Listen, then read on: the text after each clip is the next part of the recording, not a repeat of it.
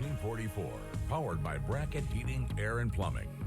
All right, good afternoon, everyone. One more hot day, I promise. One more to get through before temperatures do start to cool off starting tomorrow, and especially this weekend. It's going to be a heck of a lot nicer for the first couple of days of August. Outside right now, still pretty hot, though. Feeling like close to 100 degrees already in most places. 102 is what it feels like out there in the sunshine in Evansville. Low 100s across the Ohio River in Owensboro, Henderson, Morganfield. Still dealing with just an oppressive amount of humidity out there. One reason why the heat risk is still major for today. I know I've been saying this a lot. I know I sound like a broken record, but please make sure you're still drinking plenty of water. Take frequent breaks from the sunshine, especially during the hottest part of this afternoon.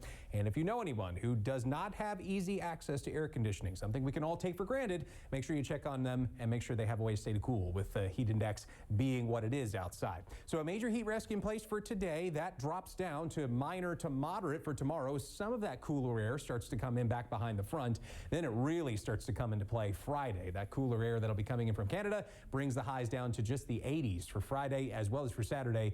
Again, really nice for the first couple of days of August, comparatively so. Outside right now, no rain to speak of, but not too far away. There is a big cluster of downpours that could be bringing some rain our way later this evening into our western counties into eastern Illinois. That is going to be forming along a gust front, which is essentially, as storms are collapsing, all the cooler air that's kind of comes in with them with the downdrafts, that gets thrust out ahead of the storms and can often trigger more downpours into developing. And I think that's what we're going to be seeing into tonight. And then once that's out of the way tonight into early tomorrow, the cooler air is coming. You see the winds starting to turn towards the northwest, back towards the Dakotas as they follow, parallel to those height lines. That's what's being indicated by the water vapor satellite imagery there. Winds are beginning to turn, and that will bring cooler air our way, rest assured. So for one more day today, that heat index will be potentially as high as 105 to 106 in one places, but this will be the last day where we have that. Chance for rain, again,